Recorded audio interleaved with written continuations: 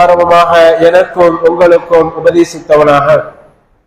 அன்பிற்குரிய அல்லாஹுவின் நல்லடியார்களே, அல்லாஹுவை போற்றி புகழ்ந்து அவருடைய சாந்தியின் சமாதானமும் நபிகள் நாயகம் ஸல்லல்லாஹு அலைஹி வஸல்லம் அவர்கள் மீதும் அவர்களை பின்பற்றி வாழ்ந்த சஹாபாக்கள், தாபிஈன்கள், தபா தாபிஈன்கள், ஜும்ஆவினுடைய அழைப்பை ஏற்று அல்லாஹுவை போற்றி புகழ்ந்து அவருடைய உபதேசங்களை செவிதாழ்த்தி கேட்டு இறுதி வரை உறுதியோடு பின்பற்றி செயல்முறைப்படுத்தி வாழ்ந்து வர்ணிக்க வேண்டும் என்ற உயர்ந்த நோக்கத்திலே இறை இல்லத்தில் ஒன்று கூடியிருக்கின்ற நம் அனைவரும் மீதும் என்றென்றும் உண்டாகட்டுமாக. அன்பிற்குரிய அல்லாஹுவின் நல்லடியார்களே, அல்லாஹுவினுடைய மாபெரும் கிருபையால் கண்ணிமிக்க துல்ஹஜ்ஜுடைய மாதத்திலே அல்லாஹுவினுடைய ஆலயத்தில் ஜும்ஆவை நிறைவேற்றுவதற்காக நாம் எல்லாம் ஒன்று கூடியிருக்கின்றோம். இப்படிப்பட்ட இந்த அருமையான ஒரு மாதத்திலும் அருமையானது ஒரு நாளிலும் இந்த துல்ஹஜ்ஜினுடைய மாதம் எப்படிப்பட்ட சிறப்புக்குரிய மாதம், அந்த மாதத்தை நாம் எவ்வாறு கண்ணியப்படுத்த வேண்டும், அந்த மாதத்தில் நாம் என்னவெல்லாம் செய்ய வேண்டும், எதுவெல்லாம் செய்யக்கூடாது என்பதை குறித்தான சில விஷயங்களை நாம் பார்க்க இருக்கின்றோம். அல்லாஹ் ரப்பல் ஆலமீன் அன்மரியாம் குர்ஆனிலே வல் ஃபஜ்ர் வ லயாலின் அஷ்ர், அதிகாலையின் மீது சத்தியமாக, மேலும் 10 இரவுகளின் மீது சத்தியம் என்பதாக அல்லாஹ் ரப்பல் ஆலமீன் குறிப்பிட்டு காட்டுகிறார். முஃபஸ்ஸிரீன்கள் இந்த 10 நாட்களை பற்றி விளக்கம் அளிக்கும் பொழுது அல்லாஹ் ரப்பல் ஆலமீன் குறிப்பிட்டு காட்டியிருக்கின்ற இந்த 10 நாட்கள் என்பது துல்ஹஜ் மாதத்தினுடைய முதல் 10 நாட்களாகும் என்பதாக இமாம்கள் நமக்கு விளக்கம் அளித்திருக்கிறார்கள். அன்பானவர்களே, இந்த துல்ஹஜ் மாதத்தினுடைய முதல் 10 நாட்கள் என்பது அல்லாஹ் ரப்பல் ஆலமீன் நமக்கு வழங்கி இருக்கின்ற சலுகைக்கு உரிய நாட்கள். சலுகை என்று சொன்னால், பாவம் செய்யக்கூடிய இந்த மனித சமுதாயம் பாவ மன்னிப்பு பெறுவதற்கும் நன்மையான காரியங்களை அதிகமாக செய்வதற்கும், செய்கின்ற நன்மையான காரியங்களுக்கு அதிகப்படியான கூலிகளை பெற்றுத்தரக்கூடிய நாட்களில் சலுகைகளில் ஒன்றுதான். ரமதானுடைய மாதம் எப்படி நம்முடைய பாவங்கள் மன்னிக்கப்படுவதற்குரிய மாதமாக இருக்கின்றதோ, அதே போன்று இந்த துல்ஹஜ்ஜினுடைய மாதம் என்பதும் கண்ணியப்படுத்த வேண்டிய இந்த துல்ஹஜ்ஜினுடைய மாதத்தில் முதல் 10 நாட்கள் என்பது எல்லா விதமான அமல்களையும் ஒரு சேர செய்வதற்குரிய நாட்களாக இருந்து கொண்டிருக்கிறது. இஸ்லாமிய மார்க்கத்தின் அடிப்படைகளாக இருக்கின்ற தொழுகையாகட்டும், நோன்பாகட்டும், ஜகாத் ஆகட்டும், ஹஜ் ஆகட்டும், இந்த எல்லா விதமான இபாதத்துகளையும் ஒரு சேர நாம் செய்யக்கூடிய நாட்கள் உண்டு என்று சொன்னால் அந்த துல்ஹஜ்ஜினுடைய மாதத்தினுடைய முதல் 10 நாட்கள் தான். நபிகள் நாயகம் ஸல்லல்லாஹு அலைஹி வஸல்லம் அவர்கள் சொல்கிறார்கள், மாமின் ஐயாமின் அஅஸமு இன்தல்லாஹ், ஏனைய எல்லா மாதத்தினுடைய வருடத்தினுடைய நாட்களை விடவும் துல்ஹஜ் மாதத்தினுடைய இந்த 10 நாட்கள் என்பது அல்லாஹ்வுக்கு மிக மிக விருப்பத்திற்குரிய நாட்களாக இருக்கின்றது. வலா அஹப்ப இலைஹில் அமல் ஃபீஹின்ன ஃபீ அய்யாமில் அஷ்ர், இந்த துல்ஹஜ் மாதத்தினுடைய முதல் 10 நாட்களில் செய்கின்ற எல்லா விதமான அமல்களும் ஏனைய மாதங்களில், வருடங்களில், நாட்களில் செய்யக்கூடிய அமல்களை காட்டிலும் அல்லாஹ்விடத்திலே மிக மிக விருப்பத்திற்குரியதாக இருக்கிறது. எனவே இந்த 10 நாட்களில் நீங்கள் அதிகமாக தஸ்பீஹ் செய்யுங்கள், அதிகமாக நீங்கள் தக்பீர் சொல்லுங்கள், அதிகமாக நீங்கள் தஹ்லீல் சொல்லுங்கள், லா இலாஹா இல்லல்லாஹ் முஹம்மது ரசூலுல்லாஹ் என்ற தஹ்லீலை சொல்லுங்கள் என்பதாக நபிகள் நாயகம் ஸல்லல்லாஹு அலைஹி வஸல்லம் அவர்கள் குறிப்பிட்டு காட்டியிருக்கிறார்கள். அன்பிற்குரிய அல்லாஹ்வின் நல்லடியார்களே, ஒரு அடியானுடைய வாழ்க்கையில் வருடம் முழுவதும் எத்துணை விதமான அமல்களை அவர்கள் செய்கிறார்களோ, அவர்கள் ஏனைய நாட்களில் அல்லாஹ்வுடைய பாதையிலே தான தர்மங்களை செய்திருந்தாலும், அல்லாஹ்வுடைய பாதையிலே ஜகாத்தை அவர்கள் கொடுத்திருந்தாலும், அல்லாஹ்வுடைய பாதையிலே நோன்பை நோற்றிருந்தாலும், அல்லாஹ்வுடைய பாதையில் ஏராளமான நன்மைகளை செய்திருந்தாலும் அந்த எல்லா நன்மைகளை காட்டிலும் அவைகள் அல்லாஹ்விடத்தில் பிரியத்திற்குரியதாக இருந்தாலும் கூட அல்லாஹ் ரப்பல் ஆலமீன் அதிகம் நேசிக்கக்கூடிய இந்த 10 நாட்கள் தான், இந்த 10 நாட்களில் செய்யக்கூடிய இபாதத்துகள் தான் அல்லாஹ்விடத்தில் ஏனைய நாட்களில் செய்யக்கூடிய இபாதத்துகளை காட்டிலும் சிறப்பிற்குரியது, அல்லாஹ்வுடைய விருப்பத்திற்குரியது என்று சொன்னால், இந்த சிறப்பும் அல்லாஹ்வுடைய விருப்பமும் எதன் அடிப்படையிலே இந்த நாட்களுக்கு கிடைக்கப் பெறுகிறது என்பதை நாம் சிந்தித்து பார்க்க வேண்டும். நபிகள் நாயகம் ஸல்லல்லாஹு அலைஹி வஸல்லம் அவர்கள் இந்த 10 நாட்களை பற்றி சொல்லி காட்டும் பொழுது, துல்ஹஜ்ஜினுடைய முதல் 10 நாட்களுக்கான இவ்வளவு சிறப்புகள் வழங்கப்படுவதற்கான மிக முக்கியமான காரணம் என்னவென்று சொன்னால், அல்லாஹ் ரப்பல் ஆலமீன் ஒவ்வொரு முஸ்லிம்களிலும் கடமையாக்கி இருக்கின்ற, முஸ்லிம்களுடைய கடமைகளில் ஒன்றாக இருக்கின்ற மிகப்பெரிய ஒரு சிறந்த இபாதத்தாக இருக்கின்ற ஹஜ் நிறைவேற்றப்படக்கூடிய நாட்கள் இந்த 10 நாட்களில் தான் அமைய பெற்றிருக்கிறது. அதிலும் குறிப்பாக பல லட்சங்களை செலவழித்து ஹஜ்ஜை நிறைவேற்றுவதற்காக செல்கின்ற, அந்த ஹஜ்ஜினுடைய கிரியைகளை செய்கின்ற எல்லா மனிதர்களுக்கும் லா ஹஜ்ஜ இல்லல் அரஃபா, அரஃபா இல்லை என்றால் ஹஜ் இல்லை என்று சொல்லப்படக்கூடிய அந்த அரஃபாவிலே ஒன்று கூடக்கூடிய நாள் என்பதும் இந்த துல்ஹஜ் மாதத்துடைய 10 நாட்களில் உள்ளடங்கி இருக்கிறது என்பதுதான் சிறப்புக்குரிய விஷயமாக இமாம்கள் நமக்கு குறிப்பிட்டு காட்டுகிறார்கள். காரணம் என்னவென்று சொன்னால், ஹஜ்ஜினுடைய கிரியைகளில் மிக முக்கியமான ஒன்றாக இருப்பது அரஃபாவுடைய மைதானத்திலே ஹஜ்ஜுக்கு சென்றிருப்பவர்கள் ஒன்று கூடுவது. அப்படி ஒன்று கூடக்கூடிய அந்த நேரத்தில் அந்த ஹஜ்ஜுக்கு சென்றிருப்பவர்களை பற்றி அல்லாஹ் ரப்பல் ஆலமீன் எந்த அளவிற்கு பெருமை பெற வானவர்களிடத்தில் பேசுகிறான் என்பதை பற்றி நபிகள் நாயகம் ஸல்லல்லாஹு அலைஹி வஸல்லம் அவர்கள் சொல்லி காட்டும் பொழுது அல்லாஹ் ரப்பல் ஆலமீன் சொல்லுகிறான், எவ்வாறு? இன்னல்லாஹ யுபாஹி, அல்லாஹ் ரப்பல் ஆலமீன் வானவர்களிடத்திலே பெருமை பெற பேசுகிறான். எப்படிப்பட்டவர்கள் என்றால், அரஃபாவிலே ஒன்று கூடியிருக்கின்ற, அரஃபாவுடைய மைதானத்திற்கு நடந்தே வந்த அந்த அரஃபாவுடைய மைதானத்தில் ஒன்று கூடியிருப்பவர்களை பார்த்து, யா அஹ்லல் அரஃபா, அரஃபா வாசிகளே என்று அல்லாஹ் தஆலா சொல்லிவிட்டு, ஃபயகூலு உன்துரு இலா இபாதி, மலக்குமார்களே இதோ என்னுடைய அடியார்களை பாருங்கள், அவர்கள் என்னுடைய அழைப்பை ஏற்று என்னுடைய கட்டளைக்கு கட்டுப்பட்டு அவர்களுடைய செல்வங்களை செலவழித்து என்னுடைய அழைப்புக்கு பதில் கொடுத்தவர்களாக அரஃபாவிலே ஒன்று கூடியிருக்கிறார்களே என்று அல்லாஹ் ரப்பல் ஆலமீன் எந்த மலக்குமார்களிடத்தில் அல்லாஹ் ரப்பல் ஆலமீன் இன்னி ஜாயிலுன் ஃபில் அர்தி ஹலீஃபா, இந்த பூமியிலே மனித பிரதிநிதிகளை படைக்கப் போகிறேன் என்று சொல்லும் பொழுது அந்த மலக்குமார்கள் சொன்னார்கள்,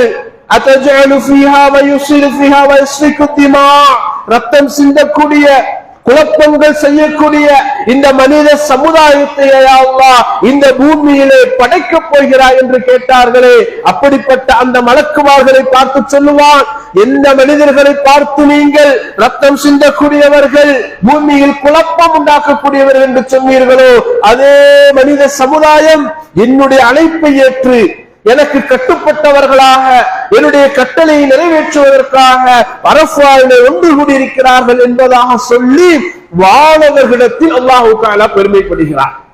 எப்படிப்பட்ட ஒரு பாக்கியம் சிந்தித்து பாருங்கள். அல்லாஹ் ரப்பல் ஆலமீன் ஹஜ்ஜை நிறைவேற்றக்கூடிய பாக்கியத்தையும் அரஃபாவிலே ஒன்று கூடக்கூடிய பாக்கியத்தையும் நம் எல்லோருக்கும் தர வேண்டும் என்று நாம் அதிகம் பிரார்த்தனை செய்ய கடமைப்பட்டிருக்கிறோம். அப்படிப்பட்ட பாக்கியத்தை அல்லாஹ் தஆலா தருவானாக. அப்படி யாரெல்லாம் அந்த அரஃபாவிலே ஒன்று கூடியிருக்கிறார்களோ அப்படி எல்லா மனிதர்களையும் அல்லாஹ் தஆலா வானவர்களிடத்தில் பெருமை பெற பேசக்கூடிய ஒரு நாள் அந்த அரஃபாவினுடைய நாள். அந்த நாளில் தான் அல்லாஹ் ரப்பல் ஆலமீன் ஏனைய நாட்களில் நரகத்திலிருந்து மனிதர்களை எப்படி விடுதலை செய்கிறானோ அதை விடவும் அதிகமாக அல்லாஹ் ரப்பல் ஆலமீன் அந்த அரஃபாவுடைய நாளில் மனிதர்களை நரகத்திலிருந்தும் அல்லாஹ் வெளியேற்றுகிறார். எப்படிப்பட்ட ஒரு மாதமாக எப்படிப்பட்ட நாட்களாக இந்த துல்ஹஜ் மாதத்தினுடைய முதல் 10 நாட்கள் இருந்து கொண்டிருக்கிறது என்பதை நாம் சிந்தித்து பார்க்க கடமைப்பட்டிருக்கிறோம். அல்லாஹ்விடத்திலே மிக மிக விருப்பத்திற்குரிய நாட்கள் இந்த 10 நாட்கள் என்றால் அதற்கான காரணம் அல்லாஹ் ரப்பல் ஆலமீன் ஒவ்வொரு விஷயங்களிலும் ஒவ்வொரு சிறப்புகளை நமக்கு ஏற்படுத்தி தந்திருக்கின்றான். அப்படிப்பட்ட சிறப்புகளில் ஒன்றுதான் அரஃபாவுடைய தினம். ஆஜிகள் அரஃபா ஹஜ்ஜுக்கு சென்றிருக்கக்கூடியவர்கள் அரஃபாவிலே ஒன்று கூடுவதும், அரஃபாவிலே ஹஜ்ஜுக்கு செல்லாதவர்கள் அந்த அரஃபாவுடைய தினத்திலே நோன்பு நோட்பது என்பதும் அல்லாஹ் ரப்பல் ஆலமீன் வானவர்களிடத்திலே சொல்லுகிறான். எப்படி தெரியுமா? நபிகள் நாயகம் ஸல்லல்லாஹு அலைஹி வஸல்லம் அவர்கள் சொல்லுகிறார்கள், அரஃபாவுடைய தினத்திலே எப்படி அதிகமாக அல்லாஹ் ரப்பல் ஆலமீன் நரகவாசிகளை நரகத்திலிருந்து விடுதலை செய்கிறானோ அதே போன்று முதலாவது வானத்திற்கு அல்லாஹ் இறங்கி வருகிறான். முதலாவது வானத்திற்கு இறங்கி வருகின்ற அல்லாஹ் அரஃபாவினுடைய மைதானத்திலே ஒன்று கூடியிருக்கின்ற அந்த மனிதர்களை பற்றி வானவர்களிடத்திலே சொல்லுவானாம், அன்னிக்கது அஷ்டஹித்து, நான் உங்களை சாட்சியாக வைத்து சொல்லுகிறேன். யாரை சாட்சியாக? வானவர்களை சாட்சியாக வைத்து அந்த வானவர்களிடத்திலே அல்லாஹ் ரப்பல் ஆலமீன் சொல்லுகிறான், இந்த அரஃபா மைதானத்திலே யாரெல்லாம் ஒன்று கூடியிருக்கிறார்களோ அப்படிப்பட்ட அனைத்து மக்களையும் அன்னிக்கது கஃபர்து லக்கும், நான் அவர்களுடைய எல்லா பாவங்களையும் மன்னித்து விடுகிறேன். சுப்ஹானல்லாஹ். இந்த 10 நாட்களில் உள்ள சிறப்பை பாருங்கள். அரஃபாவுடைய மைதானத்திலே ஒன்று கூடியிருக்கின்ற எல்லோருடைய பாவங்களையும் அல்லாஹ் தஆலா மன்னித்து விடுகிறேன், வானவர்களை சாட்சியாக வைத்து என்று வானவர்களிடத்தில் சொன்னான் என்றால் அப்படிப்பட்ட சிறப்புக்குரிய நாள் என்பது இந்த துல்ஹஜ் மாதத்தினுடைய ஒரு நாளாக இருக்கின்றது என்று சொன்னால், அந்த நாளிலே ஹஜ்ஜுக்கு செல்லாதவர்களுக்கு என்று ஒரு பாக்கியத்தை அல்லாஹ் கொடுத்திருக்கிறார். ஹஜ்ஜுக்கு சென்றவருக்கு அல்லாஹ் மன்னித்து விடுகிறான். ஹஜ்ஜுக்கு யாரெல்லாம் செல்லவில்லையோ அந்த நாளில் அரஃபாவுடைய நோன்பை நபிகள் நாயகம் ஸல்லல்லாஹு அலைஹி வஸல்லம் அவர்கள் வழிகாட்டி தந்திருக்கிறார்கள். சுஇல அன் ஸௌமி யௌமி அரஃபா, யௌமி அரஃபாவுடைய நாளினுடைய நோன்பை பற்றி அல்லாஹ்வுடைய தூதரிடத்தில் கேட்கப்பட்டது. யுகஃபிரு அன்ஹு ஸனத்துல் மாலியா வ பாக்கியா, முன் சென்ற ஒரு வருடத்தினுடைய பாவமும் பின் வரக்கூடிய ஒரு வருடத்தினுடைய பாவமும் அவர்களுக்கு மன்னிக்கப்படும் என்பதாக அல்லாஹ்வுடைய தூதர் நபிகள் நாயகம் ஸல்லல்லாஹு அலைஹி வஸல்லம் அவர்கள் கூறினார்கள். ஹஜ்ஜுக்கு சென்றவர்களுக்கு, அரஃபாவிலே ஒன்று கூடியவர்களுக்கு அல்லாஹ் முழுமையாக பாவத்தை மன்னித்து விட்டான். எனவேதான் அல்லாஹ்வுடைய தூதர் நபிகள் நாயகம் ஸல்லல்லாஹு அலைஹி வஸல்லம் சொல்லும் பொழுது, ஒருவர் ஹஜ்ஜை முடித்து விட்டு வரும் பொழுது அவருடைய ஹஜ்ஜை ஏற்றுக்கொள்ளப்பட்டதாக இருந்தால் பிறந்த குழந்தை எப்படி எந்த ஒரு பாவமும் செய்யாத நிலையில் இருக்குமோ அப்படிப்பட்ட பிறந்த பாலகனை போன்று அவர்கள் இல்லத்திற்கு திரும்பி வருகிறார்கள் என்பதாக அல்லாஹ் ரப்பல் ஆலமீன் சொல்கிறான். ஹஜ்ஜுக்கு சென்றவர்களுக்குரிய பாக்கியம், அப்படிப்பட்ட பாக்கியத்தை அல்லாஹ் நம் அனைவர்களுக்கும் தருவானாக. அப்படி பாவங்கள் அற்றவர்களாக பிறந்த குழந்தையை போன்று திரும்பக்கூடிய ஒரு பாக்கியத்தை அல்லாஹ் அவர்களுக்கு கொடுக்கிறான். ஹஜ்ஜுக்கு செல்லாதவர்களாக இருக்கக்கூடியவர்கள் இந்த நாளிலே அரஃபாவுடைய தினத்திலே நோன்பை நோற்றால் முன் சென்ற ஒரு காலம் வருட பாவத்தையும் பின் வரக்கூடிய ஒரு வருட பாவத்தையும் அல்லாஹ் மன்னிக்கின்றார் என்று சொன்னால், இந்த 10 நாட்கள் என்பதும் முழுக்க முழுக்க நம்முடைய எல்லா விதமான பாவங்களும் மன்னிக்கப்படுவதற்கு, எல்லா விதமான அமல்களையும் ஒரு சேர செய்வதற்கு அல்லாஹும் அல்லாஹுடைய தூதராலும் வழிகாட்டி தரப்பட்டிருக்கின்றது என்றால், அப்படிப்பட்ட பாக்கியம் மிக்க இந்த 10 நாட்களை நாம் எப்படி கழிக்க வேண்டும் என்பதை சிந்தித்து பாருங்கள். ஆரம்பத்தில் நான் சொன்னேன், இந்த துல்ஹஜ்ஜுடைய மாதம் என்பது அல்லாஹ்வினால் நமக்கு வழங்கப்பட்டிருக்கின்ற ஒரு சலுகை. இந்த உலகத்தில் வாழுகின்ற நேரம் துணிக்கடையில ஒரு சலுகை போடுறாங்க, செல்போன் கடையில ஒரு சலுகை போடுறாங்க, மளிகை கடையில ஒரு சலுகை போடுறாங்க. இவ்வளவு ரூபாய்க்கு நீங்கள் பொருள் வாங்கினால் இவ்வளவு இலவசம், ஒன்று வாங்கினால் ஒன்று இலவசம் என்று எத்துணை சலுகைகள் விழா காலங்களில் போடப்படுகிறதோ அந்த சலுகைகளை பார்க்கும் பொழுதெல்லாம் எப்படியாவது அதை வாங்கிவிட வேண்டும் என்று நாம் முயற்சி செய்கிறோமே. நமக்கு தெரிந்தவர்களிடத்திலா இங்கே இந்த சலுகை போட்டிருக்கிறார்கள், அங்கு அந்த சலுகை போட்டிருக்கிறார்கள் என்று அவர்களையும் அழைத்து செல்கிறோமே, வழிகாட்டுகிறோமே.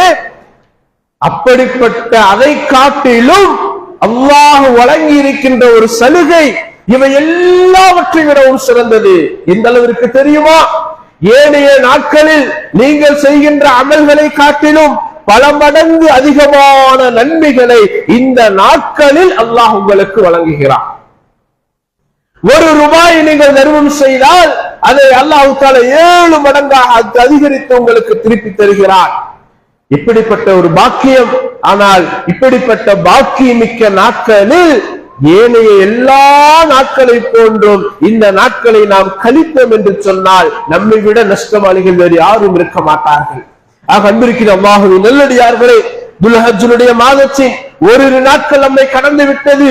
இன்னும் ஒரு 7-8 நாட்கள் பாக்கி இருக்கின்றது என்று சொன்னால் எஞ்சி இருக்கின்ற இந்த நாட்களை முழுக்க முழுக்க அல்லாஹ்வுக்கு மிக விருப்பமான அடிப்படையில் அல்லாஹ் நேசிக்கக்கூடிய அமல்களை அதிகம் அதிகம் செய்யக்கூடியவர்களாக, நம்முடைய பாவங்கள் மன்னிக்கப்படுவதற்கான எல்லா வழிவகைகளுக்கும் உண்டான வழிகாட்டுதல்களை நாம் நம்மால் முடிந்த அளவிற்கு செய்யக்கூடியவர்களாக இருக்க வேண்டும். அன்பானவர்களே, இந்த துல்ஹஜ் மாதத்திலே செய்யக்கூடிய அமல்கள் அல்லாஹ்விடத்தில் மிக பிரியமானது என்பதாக நபிகள் நாயகம் ஸல்லல்லாஹு அலைஹி வஸல்லம் அவர்கள் சொல்கிறார். அப்ப நபிச்சோழர் ஒருவர் கேட்கிறார், அஜிஹாது ஃபீ ஸபீலில்லாஹ், அல்லாஹ்வுடைய தூதரே, இருக்கின்ற அமல்களிலேயே ஆக சிறந்த ஒரு அமல் என்றால் அது அல்லாஹ்வுடைய பாதையிலே போர் செய்வது. அப்படி போர் செய்வதை காட்டிலும் இந்த நாட்களில் செய்யக்கூடிய அமல்கள் அல்லாஹ்விடத்தில் பிரியமானதா என்று கேட்கும் பொழுது நபிகள் நாயகம் ஸல்லல்லாஹு அலைஹி வஸல்லம் சொல்கிறார்கள், ஆம், அல்லாஹ்வுடைய பாதையில் போர் செய்வதை காட்டிலும் இந்த மாதங்களில் செய்யக்கூடிய அமல்கள் அல்லாஹ்விடத்தில் மிக மிக விருப்பத்திற்குரியது என்பதாக சொல்லிவிட்டு அடுத்து ஒன்றை சொல்கிறார்கள். அல்லாஹ்வுடைய பாதையில் ஒருவர் போர் செய்கிறார். போர் செய்து தன்னுடைய பொருளாதாரத்தை இழக்கிறார். ஆனால் உயிரோடு திரும்ப வருகிறார். வெற்றியை பெற்றோ அல்லது கனிமத்துடைய பொருட்களை பெற்றோ வீட்டுக்கு திரும்ப வருகிறார். இந்த ஜிஹாதிலே கலந்து கொண்டு உயிரோடு திரும்ப வருகிறாரே, அவருக்கு அல்லாஹ் தஆலா வழங்கக்கூடிய சிறப்பை பற்றி சொல்லி காட்டும் பொழுது, இவர்களுக்கென்று ஒரு சொர்க்கம் உண்டு. அந்த சொர்க்கம் 100 படித்தரங்களை உள்ளது. எத்தனை படித்தரங்கள்? ஒரு சொர்க்கம். அந்த சொர்க்கத்திற்கு 100 படித்தரங்கள் உண்டு. அந்த படித்தரங்களில் ஒவ்வொரு படித்தரங்களும் வானம் பூமி அளவிற்கு இருக்கும். சுப்ஹானல்லாஹ். அல்லாஹ்வுடைய பாதையிலே போரிலே கலந்து கொண்டு அறப்போர் செய்து திரும்பி வரக்கூடியவர்களுக்கு அல்லாஹ் வழங்கக்கூடிய வெகுமதி 100 படித்தரங்கள் உள்ள சொர்க்கம். ஒவ்வொரு படித்தரங்களும் வானம் பூமி அளவிற்கு இருக்கும் என்றால் 100 படித்தரங்கள் என்பது எந்த அளவிற்கு உயர்ந்த ஒரு நிலையாக இருக்கும். அப்படிப்பட்ட அந்த ஜிஹாதுக்குரியதை விடவும் இந்த நாட்களில் செய்யக்கூடிய இபாதத்துகள், இந்த நாட்களில் செய்யக்கூடிய அமல்கள் அல்லாஹ்வுக்கு மிக மிக விருப்பத்திற்குரியதாக இருக்கும் என்றால் இந்த நாட்களில் நாம் செய்யக்கூடிய அமல்களுக்கு அல்லாஹ் எவ்வளவு பாக்கியங்களை தரக்கூடியவனாக இருப்பான். சிந்தித்து பாருங்கள். நபிகள் நாயகம் ஸல்லல்லாஹு அலைஹி வஸல்லம் சொல்கிறார்கள், போரிலே கலந்து கொண்டு திரும்ப வரக்கூடியவரை இவரு சிறப்பு. போரிலே கலந்து கொண்டு பொருளையும் உயிரை விளக்கிறாரே, அவரை விடவும் இந்த அமல்கள், இந்த நாட்கள் செய்யக்கூடிய அமல்கள் சிறப்புக்குரியது இல்லை. காரணம், போரில் கலந்து கொண்டு திரும்பி வந்தவருக்கு இவ்வளவு உயர்ந்த அந்தஸ்து என்றால் உயிர் நீத்தவருக்கு எந்த அளவிற்கு அல்லாஹ் தஆலா பாக்கியத்தை வழங்குவான் என்பதை நாம் சிந்தித்து பார்க்க கடமைப்பட்டிருக்கிறோம். அன்பிருக்கிற அல்லாஹ்வின் நல்லடியார்களே, இந்த உலகத்தில் வாழ்ந்து கொண்டிருக்கின்ற நமக்கு நம்முடைய பாவங்கள் மன்னிக்கப்படுவதற்கு, நம்முடைய தரஜாக்கள் உயர்த்தப்படுவதற்கு, நம்முடைய அந்தஸ்துகள் மறுமையிலே உயர்த்தப்படுவதற்கென்று அல்லாஹ் வழங்கி இருக்கின்ற ஒரு குறுகிய காலகட்டம் தான் இந்த துல்ஹஜ் மாதத்தினுடைய முதல் 10 நாட்கள். அந்த 10 நாட்களை நாம் இபாதத்துகளிலே அதிகமாக கழிக்க வேண்டும். அல்லாஹ்வை அதிகமாக தக்பீர் செய்ய வேண்டும். ஃபதுகுருல்லாஹ அய்யாம மஅதூராத், குறிப்பிட்டு எண்ணப்பட்ட நாட்களில் நீங்கள் அல்லாஹுவை நினைவு கூறுங்கள் என்பதாக அல்லாஹ் தஆலா சொல்கிறார். அல்லாஹுவை நாம் இந்த 10 நாட்களில் அதிகமாக நினைவு கூற வேண்டும். எப்படி தெரியுமா? மனிதன் இன்றைக்கு அல்லாஹ்வை நினைவு கூறுகிறான். எப்படி நினைவு கூறுகின்றான் என்று சொன்னால், ஒன்றை இழந்தால் அந்த ஒன்றை கொண்டு மட்டுமே வேதனையும் சோதனையும் பெறுகின்றானே தவிர கொடுத்ததை கொண்டு நன்றி உள்ள அடியார்களாக வாழ மறுக்கிறார்கள். அது அல்ல அல்லாஹ்வை நினைவு கூறுவதனுடைய நோக்க வழிமுறை. எனக்கு ஒரு கையை நான் இழந்தால் இன்னொரு கையை அல்லாஹ் தஆலா கொடுத்து என்னை இந்த உலகத்திலே வாழச் செய்து கொண்டிருக்கிறானே, அப்படி அல்லாஹ்வை நினைக்க வேண்டும். ஒன்றில் இழப்பு உண்டு, ஆனால் அந்த இழப்பை பெரிதாக பார்ப்பதை காட்டிலும் அது அல்லாஹ்வில் வேறு சிறப்புகளை அல்லாஹ் கொடுத்திருக்கிறானே, அதை கொடுத்து அல்லாஹ் என்னை கண்ணியப்படுத்தி இருக்கிறான் என்று அல்லாஹ்வை நினைவு கூற வேண்டும்.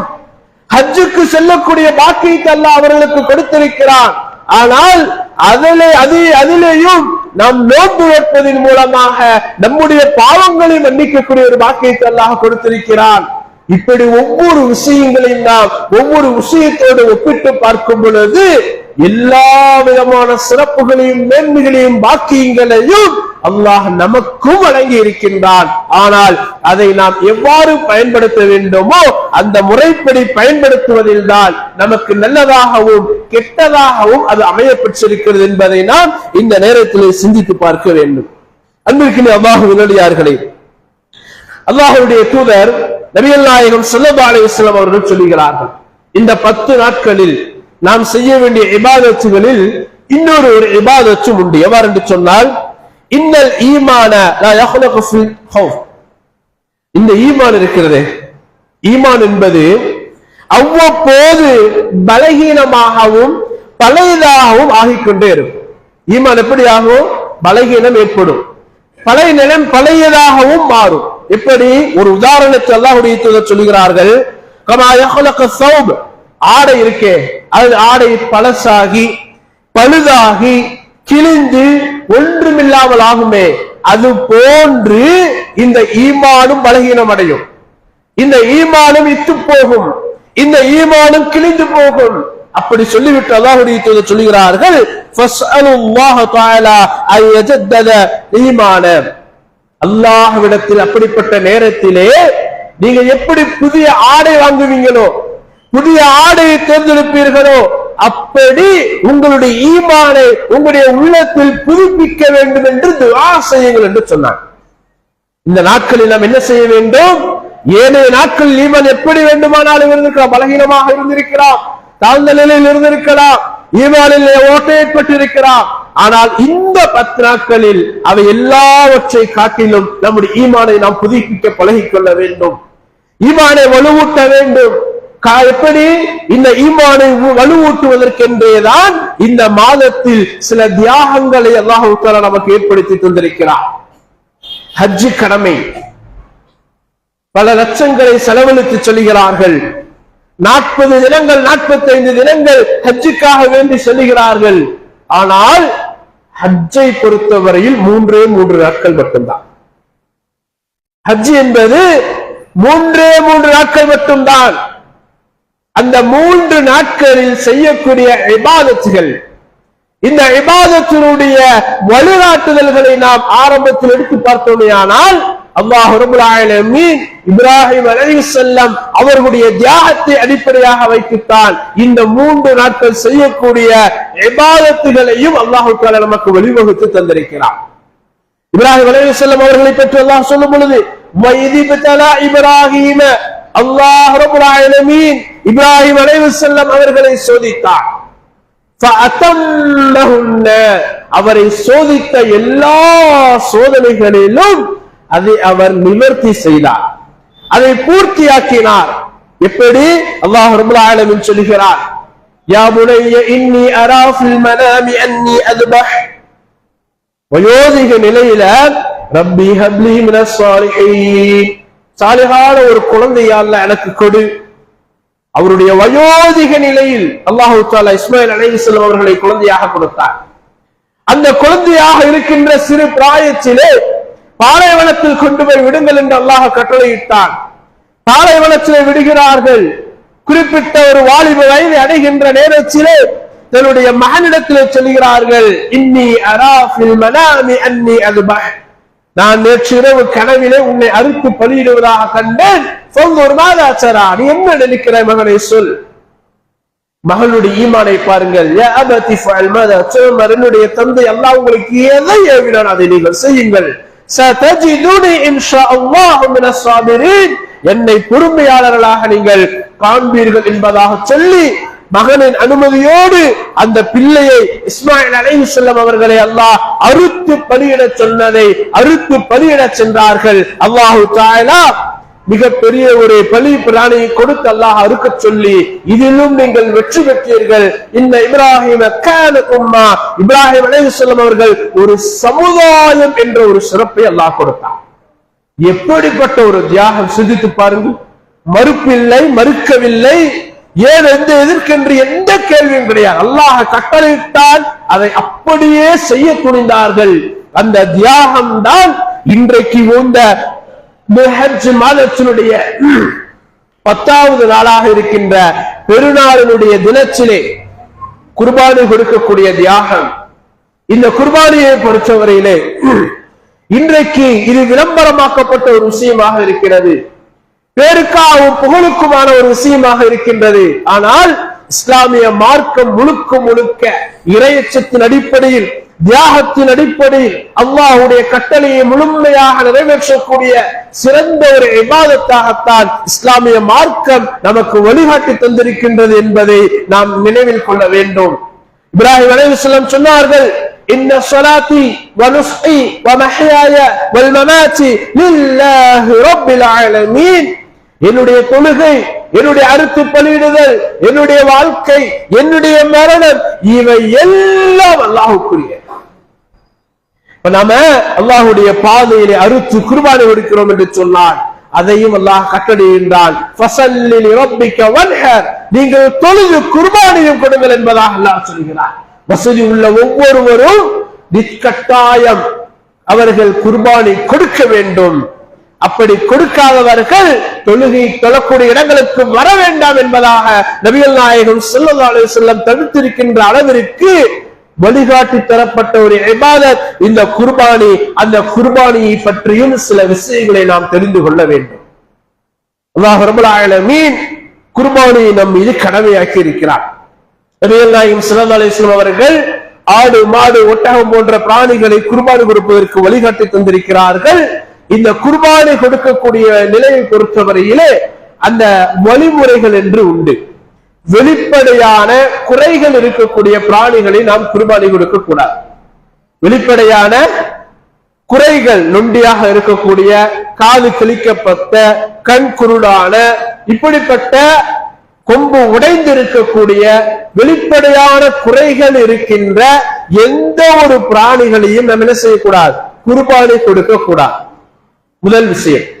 இரண்டாவது, நாம் குர்பானி கொடுக்கின்றோம் என்று சொன்னால் அது அல்லாஹ்வுக்காக மட்டுமே இருக்க வேண்டும். அவன் கொடுக்கிறான், இவன் நான் கொடுக்கிறேன், அவனை விடவா நான் செல்வத்தில் குறைந்தவன், நான் கொடுப்பேன் என்று பேருக்காகவும் புகழுக்காகவும் இல்லாமல் அல்லாஹ்வுக்காக மட்டுமே நாம் குர்பானியை கொடுக்கக்கூடியவர்களாக இருக்க வேண்டும். மூன்றாவது, குர்பானி என்பது உயிரோடு வாழ்ந்து கொண்டிருக்கின்ற நம்மீதுதான் கடமை. ஏன் இதை சொல்லுகிறேன் என்றால், இன்றைக்கு ஒரு சிலர் இருக்கிறார்கள், என்னுடைய தந்தை இறந்து விட்டார், தாய் இறந்து விட்டார், அவருடைய பெயர்களில் நான் குர்பானி கொடுக்கிறேன் என்று சொல்லி இறந்தவர்களுக்காக குர்பானி கொடுக்கக்கூடிய ஒரு நிலை இருக்கிறது. மார்க்கம் அதை வழிகாட்டி தரவில்லை. குர்பானி என்பது உயிரோடு இருக்கக்கூடியவர்கள் செய்யக்கூடிய, அவர்களுக்கான வேண்டி ஒரு குடும்பத்திற்கு ஒரு ஆடு போதுமானது என்றால் அந்த குடும்பத்திற்காக உயிரோடு இருப்பவர்களுக்கு செய்யக்கூடியதானே தவிர மரணித்து விட்டார்கள் என்ற பெயரில் அவர்களுக்காக வேண்டி குர்பானி கொடுப்பது மார்க்கம் வழிகாட்டி தரப்பட்ட ஒரு விஷயம் கிடையாது என்பதை நாம் நினைவில் வைத்துக் கொள்ள வேண்டும். அதே போன்று குர்பானி கொடுக்கக்கூடிய விஷயத்தில் இன்னொரு நிகழ்வு என்னவென்று சொன்னால், துல்ஹஜ் பிறை தெரிந்ததிலிருந்து குர்பானி கொடுக்கும் வரைக்கும், குர்பானி கொடுக்க வேண்டும் என்று யார் நியத் வைத்திருக்கிறார்களோ அவர்கள் முடிகளை, நகங்களை களைவது என்பது கூடாது.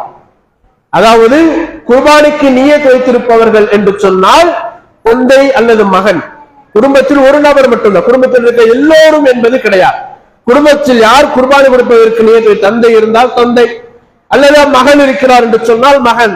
இப்படி குடும்பத்தில் ஒருவர் மட்டும்தான் இந்த நகம் களைவது, முடி களைவது போன்ற செயல்பாடுகளில் ஈடுபடக்கூடாதை தவிர மற்றவர்களை செய்து கொள்ளலாம். முடிவெட்டுவதும் நகம் களைவதும் செய்து கொள்ளலாம். இதை நாம் கவனித்துக் கொள்ள வேண்டும். அதே சமயம் குர்பானி கொடுப்பதற்கென்று சிறந்த ஒரு நாள் என்று சொன்னால் அது பெருநாள் தொழக்கூடிய தொழுகையுடைய அந்த நாளில் தான். பெருநாள் தொழுகிறோம் என்று சொன்னால் அந்த நாளில் நாம் குர்பானி கொடுப்பது என்பதுதான் சிறப்புக்குரியதாக நபிகள் நாயகம் ஸல்லல்லாஹு அலைஹி வஸல்லம் குறிப்பிட்டு காட்டியிருக்கிறார்கள். அதை தொடர்ந்து 3 நாட்களுக்கு அறுப்பவர்கள் அறுத்துக் கொள்ளலாம். அதில் எந்த விதமான தடைகளும் கிடையாது. அதே போன்று தொழுகைக்கு முன்னால் குர்பானி கொடுக்கலாமா என்று சொன்னால் நிச்சயமா கொடுக்கூடாது. பெருநாள் தொழாமல் குர்பானி என்பது கொடுக்க கூடாது. இதையும் நாம் கவனித்துக் கொள்ள வேண்டும். ஒருமுறை நபிகள் நாயகம் ஸல்லல்லாஹு அலைஹி வஸல்லம் அவர்கள் தொழுவதற்கு முன்னால் ஒரு நபிச்சோழர் குர்பானை கொடுத்து விட்டார் என்று சொல்லும் பொழுது அவர் தொழுத பிறகு இன்னொரு பிராணியை வாங்கி அறுக்கட்டும் என்பதாக கட்டளையிட்டு இருக்கிறார்கள். ஆக பெருநாள் தொழுவதற்கு பிறகுதான் குர்பானினுடைய பிராணியை அறுக்க வேண்டும். அதே சமயம் குர்பானை கொடுக்கக்கூடியவர்கள் கூட்டுக்கு சேர்ந்திருப்பாங்க. ஆடு வாங்கியிருப்பவங்க என்ன செய்வாங்க, அதை வீட்டுல கட்டி வச்சு அதை பராமரிப்பார்கள். குர்பானி கூட்டு குர்பானியிலே சேரக்கூடியவர்கள், அதாவது 1 to 7 நபர்கள், கூட்டு குர்பானுடைய வழிமுறை 1 to 7 நபர்கள் வரைக்கும் கூட்டில் சேர்ந்து கொள்ளலாம். 5 நபர் இருந்தால் 5 நபர், 4 நபர் என்றால் 4 நபர். அதற்குண்டான பொருளாதாரத்தின் அடிப்படையில் 7 நபர்கள் வரை கூட்டு சேர்ந்து கொள்ளலாம் ஒரு மாட்டிற்கு. இந்த 7 நபர்களுக்கும் உள்ள உரிமை என்னவென்றால், தான் எந்த மாட்டில் பங்கு பெற்று இருக்கிறோனோ, 2 மாடு 3 மாடு நாம வாங்குறோம்னு சொன்னா நம்ம எந்த மாட்டுல பங்கு எடுத்திருக்கோம், நம்முடைய 7 நபர்கள் சேர்ந்த நமக்காக வாங்கப்பட்ட மாடு எதுவோ அதை அவர்கள் பராமரிக்க வேண்டும். இன்னைக்கு பராமரிக்கிற காசு கொடுத்துட்டு என்ன செஞ்சிருவாங்க, அவங்க அங்க பாத்தீங்களா அதை செஞ்சுக்குவாங்க இதை செஞ்சுக்குவாங்க என்று சொல்லி அதை விட்டுறாங்க. குர்பானி கொடுக்கக்கூடிய அன்னைக்கு என்ன செய்யறாங்க, அதை கொண்டு வராங்க, அறுக்கிறாங்க. இது போன்ற நிலைப்பாடு. அதிலும் ஒரு சில நிலைப்பாடு என்ன, அறுக்கும் போது கூட இருக்க மாட்டாங்க, வீட்டுக்கு கறி கொடுத்துட்டுருவாங்க அப்படின்னு சொல்லிட்டு சில நிகழ்வு. அதாவது தியாகத்தை உணர்த்தக்கூடிய ஒன்றுதான். அப்ப குர்பானை கொடுக்கக்கூடியவர்கள் எந்த அளவிற்கு தங்கள் குர்பானிக்குரிய பிராணிகளை பராமரிப்பதிலும் அது அறுக்கும் பொழுது அவர்கள் கூட இருக்க வேண்டும் என்பதெல்லாம் வழிகாட்டி தரப்பட்டிருக்கிறது.